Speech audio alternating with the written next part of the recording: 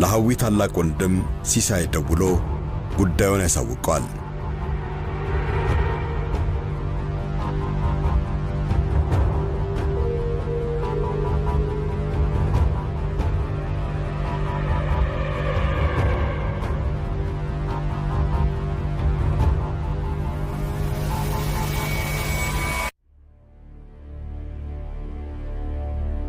ሆኖም አቶ አበራ ሐዊን በአካባቢው ላይ አላገኛትም።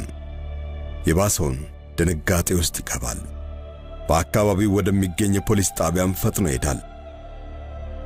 የአካባቢው ሰዎች ሕፃኗን በመያዝ ወደ ፖሊስ ጣቢያ ያቀናሉ።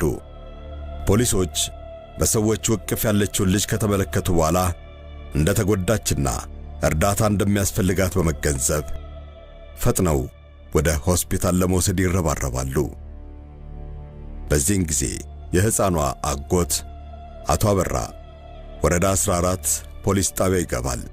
ቀኑ ሰንበት ነው። እኔም ቢሮ ውስጥ አልነበርኩም። ለኔ ከደወሉ በኋላ ከቀኑ 12 ሰዓት ይሆናል።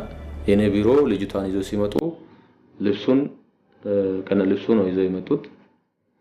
ኦሬዲ ልብሱ ደም በደም ሆኖ ነው። ልጅቷ ተጎዳች።